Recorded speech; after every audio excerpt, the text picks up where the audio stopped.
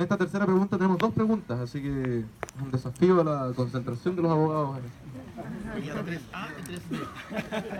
¿Qué es un proceso constituyente y cómo han sido los procesos constituyentes en Chile y o en el extranjero? Profesor Fernando Atria. ¿Qué es un proceso constituyente? A ver, esta es una pregunta que es relativamente fácil de responder. Un proceso constituyente es el proceso de dictación de una nueva constitución. Yo podría terminar ahí, pero supongo que no es exactamente eso lo que la pregunta quiere, aquello por lo cual la pregunta. Si uno entiende qué es una constitución es una decisión fundamental sobre la configuración de lo político. El proceso constituyente es el proceso a través del cual se toma una decisión fundamental sobre la configuración de lo político. En eso yo creo que hay una diferencia radical entre un proceso constituyente y un proceso de reforma constitucional, porque por las razones ya indicadas, un proceso de reforma constitucional no pone en cuestión la decisión fundamental. De pasada, ¿cuál es la decisión fundamental bajo la cual vivimos? Porque esa, la verdad es que esa es una pregunta que vale la pena hacer. Si me permito añadir esta pregunta. La decisión fundamental bajo la cual nosotros vivimos es una decisión de neutralización. Un poder político que no pudiera tomar ninguna decisión transformadora porque de ese modo se protegería el modelo neoliberal impuesto por la dictadura. Porque ellos temían, y en esto se equivocaron, hay que decirlo, ellos temían que quienes llegaran al poder después de la dictadura iban a querer cambiar el modelo neoliberal. Y entonces la Constitución se los impediría. Esa era la lógica. Pero 30 años después lo que tenemos es un poder político que es incapaz de procesar demandas sociales de transformación. Entonces, da lo mismo. Y noten ustedes lo que significa esto. Da lo mismo cuánta gente marche en las calles contra la AFP. Ojo, bajo un gobierno socialista, la posibilidad real de tener un sistema de pensiones sin AFP ni siquiera aparece en el radar de la discusión política institucional. ¿No? Esa es una demostración. Da lo mismo cuánta muerte, cuántos asesinatos, cuánta represión haya a propósito de la respuesta del Estado a la demanda del pueblo mapuche por reconocimiento. 30 años después, por no decir 200, pero en lo que a la Constitución se refiere, 30 años después, no ha sido posible avanzar nada en reconocimiento. No hay ni siquiera un reconocimiento constitucional. ¿Qué muestra eso? Una política que, como está neutralizada constitucionalmente, es incapaz de procesar demandas reales. Las ISAPRES llevan condenadas, fíjense los números por favor, no son inventados, llevan más de una década condenadas en más de 1 millón de juicios por violar derechos constitucionales de sus afiliados. Y el sistema político institucional, ¿qué ha hecho ante un negocio que se financia con cotizaciones legalmente obligatorias? O sea, casi financiamiento público, y que viola derechos humanos, derechos constitucionales, como lo han acreditado 1 millón de veces los tribunales en una década. No ha hecho nada.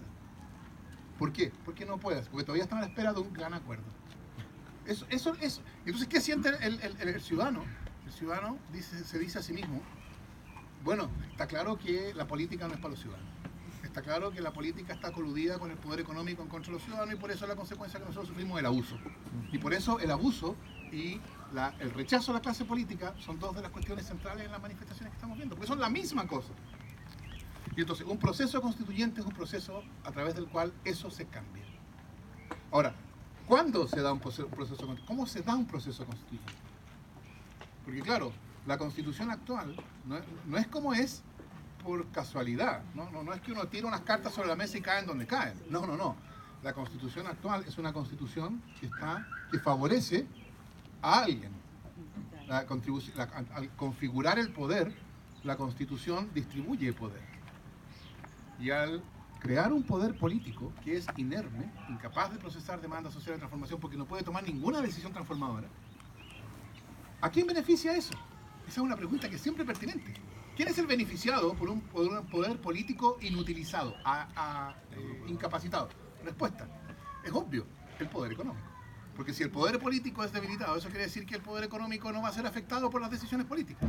Y que entonces las decisiones políticas que se tomen solo van a afectar al poder económico en la medida en que el poder económico consienta en ser afectado. Entonces se podrá crear un CERNAC débil, porque el poder económico dice, sí, bueno, ya, creemos un CERNAC. Pero cuando se trata de crear un CERNAC de verdad, el Poder Económico dice párele, y entonces fue declarado inconstitucional. Entonces es el poder económico el que defiende esta Constitución. ¿Cómo se pasa por... Claro, uno podría... Quiero decir, ¿cómo se vence el poder económico? Está bien, uno podría ir a hablarles a ellos y decirles, por el bien de Chile, ustedes renuncien a esta posición de privilegio. Y a lo mejor pasa eso. Si eso a veces pasa, es verdad. Morel dijo que sí. Por eso, claro. ¿Podrían ustedes renunciar a algunos de sus privilegios y dejárnoslo a nosotros? Está bien, eso puede pasar, no hay que negarse a esa posibilidad.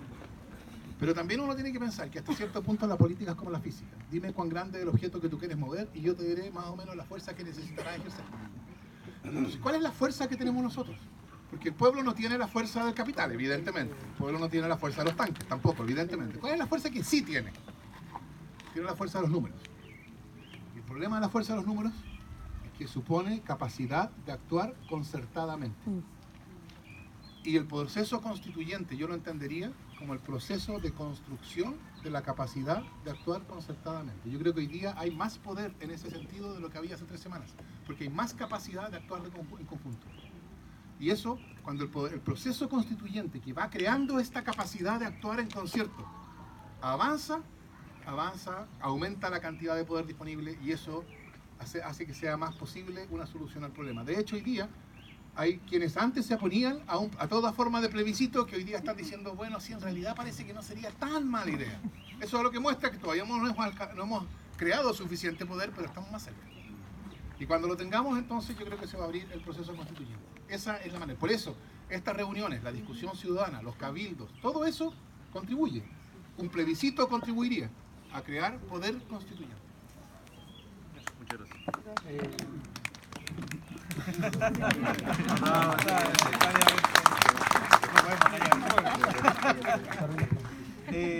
Bueno, primero, antes de contestar, quiero hacer ciertas precisiones.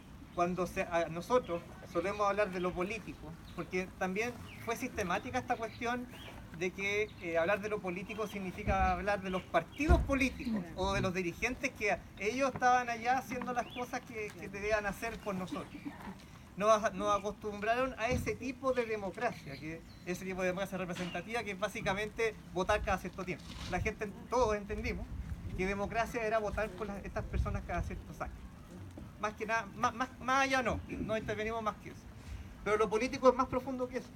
Es opinión propia, es entender de que todos somos seres políticos. Aristóteles lo decía, nuevamente lo invoco. Y es porque es básicamente lo que es. Todos tenemos opinión de algo, todos tenemos opinión sobre el aborto, la eutanasia, el matrimonio igualitario, etcétera, etcétera. Todos tenemos opiniones y eso son opiniones políticas. Por tanto, hay que desmitificar esto de que la política es de los políticos, de los señores políticos, como dijo ahí en la historia un cierto personaje, sino que es de todos. Es algo que es de propiedad popular y colectiva. Lo segundo es que hay una cuestión que por mucho tiempo se inhibió de pensarlo así, pero que es algo que nosotros sentimos, que no logramos ver, pero sí que logramos percibir, que se llama legitimidad. La legitimidad es, al final de cuentas, esta sensación de que uno valida el proceso o valida el país y las reglas donde uno vive. Entonces, sistemáticamente se fue dando que como eran los políticos los que estaban haciendo la decisión por nosotros, mientras nosotros estábamos en otro tipo de cosas, cada vez fuimos viendo que los niveles de votación eran cada vez menores y al final de cuentas del padrón un 20 y tantos % salió electo el presidente de la República actual respecto al total. Por lo tanto, fuimos de a poco deslegitimando, nos fuimos aburriendo de la democracia consociativa, de estos grandes acuerdos, porque al final de cuentas el gatopardismo, hay muchos acuerdos para que todo cambie, pero en realidad nada cambia, todo sigue igual, y de eso ya la gente se aburrió. Todos nos aburrimos entonces estamos en un proceso de deslegitimar lo que hay del orden actual, para poder así entender que va a haber un nuevo orden, una nueva forma de relacionarnos, de hacer las cosas. Y eso es, partiendo por la legitimidad que tenemos que darle al proceso constituyente, es la piedra angular para poder entender todo lo demás, porque todo lo demás, cuando se dice es que el problema son las pensiones, es que el problema es la salud, es que el problema es la educación. Todo eso tiene un rayado de cancha, y es la Constitución. De ahí hacia abajo nos podemos ir amoldando, y de hecho del propio ejercicio democrático nace, por ejemplo, una persona, no sé, que profesa religión evangélica me puede decir, yo quiero que el Estado sea cristiano. Y otra persona me puede decir, yo soy ateo, yo no quiero que diga nada sobre la fe en la Constitución. Entonces hagamos algo ecuánime y dejemos libertad de conciencia. Cosa que el Estado no se meta, sino que pueda asegurar la libertad de cada uno de creer lo que quiera. Y se acabó. Entonces, la Constitución básicamente da eso, tiene que dar esos lineamientos para poder acaparar, digamos, el sentir comunitario que tenemos todos. Y en cuanto al proceso ya derechamente, cuando ya se legitima, cuando ya entendemos que somos parte del proceso y que somos parte de sentirnos miembros de la sociedad que estamos construyendo, con esto ya estamos haciendo sociedad, empezamos entonces un proceso constituyente que, según lo que se ha visto hasta el momento, o que podría devenir en ser, partiría con un plebiscito inicial, o se supone que va a ser así, todavía no sabemos bien, donde se daría la opción al pueblo de Chile para decir si es que se quiere o no se quiere cambiar la Constitución y bajo cuál mecanismo, porque hay aquí en derecho comparado, o sea, en otras experiencias internacionales, para no ser tan técnico, hay varias formas de cambiar la Constitución, y la que hemos conocido en Chile o históricamente ha sido este comité de expertos iluminados que saben de Constitución y el resto no. Pero hay experiencias colombianas, bolivianas, ecuatorianas, europeas, que tienen mucho que hablar sobre esto. Así que en la medida que podamos legitimar que vamos a iniciar el proceso, vamos a poder sentirnos parte de la construcción de un país, y así entonces comenzar con esta amalgama grande que es el proceso constituyente.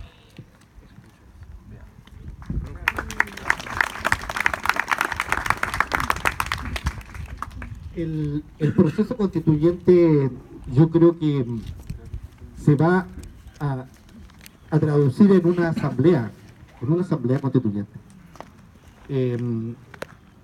¿Cuál es la idea, no? Que este proceso constituyente ejerza soberanía. Y para ejercer soberanía en él deben participar quienes no estén hoy o no sean hoy parte de todo el poder político del Estado. Esa es más o menos la idea histórica que ha existido en la Asamblea Constituyente. O sea, no podemos tener en la Asamblea Constituyente al Presidente de la República, ni a los ministros, ni al Congreso. O sea, la idea es que los ciudadanos, los números, es una buena medida tal vez, ¿no? Es un número equivalente a la sumatoria de senadores y diputados, en la misma cantidad aproximada, cerca de 200, sean los asambleístas que decidan, en un periodo acotado de tiempo, el cambio constitucional. Es una opción. Tal vez uno podría decir, bueno, pero ellos pueden estar sin los partidos, con los partidos, se prohíbe que se generen campañas previas, pueden haber mil maneras. Pero la verdad es que vamos a aterrizar el proceso constituyente probablemente en una asamblea. ¿Y cuál es la idea de este proceso constituyente? Que sea lo más participativo. La asamblea constituyente sería el eje, pero todo esto que estamos haciendo hoy día, y que ojalá podamos continuar haciéndolo de manera de discutir y de participar, sea lo que el asambleísta lleve a la discusión. Entonces, si yo en mi piel siento que se está haciendo hoy día el cambio que va a terminar recién con un sistema que no tiene nada de sistema previsional, y que sí va a ser un sistema previsional que repare por parte del Estado las contingencias en que queda una persona cuando ya no puede trabajar, y yo lo sienta que es así la normativa, ese va a ser un proceso constituyente realmente participativo. Porque si nos alejamos de cualquier manera a ese proceso, entonces va a suceder que no lo vamos a sentir como parte nuestra. No va a ser el equivalente a ejercer soberanía. Por lo tanto, tiene que tener algún tipo de asamblea, ¿sí? Tiene que tener un plazo para llegar a una propuesta de constitución, pero por supuesto que debe ser lo más participativo. No debe quedar en manos de una sola autoridad su fase final, y debe pasar, ojalá, por la mayor cantidad de opiniones en nuestra sociedad. Ese, creo yo, sería un auténtico proceso constituyente que lleve a una nueva constitución. Que va a ser duradera o no, va a depender de cuán cercanos estuvimos a plasmar lo que sentíamos, los valores, lo que respetábamos. Si lo sentimos así, va a durar bastante tiempo. Si nos equivocamos, va a tener que ser cambiado. Pero ese proceso va a ser parte, cuando yo lo sienta también, desde en mi hogar, en mi entorno, que efectivamente está haciendo las cosas que yo necesito que se hagan. Y que si no se van a lograr en lo inmediato, sí en un plazo más o menos cercano, sí se van a hacer.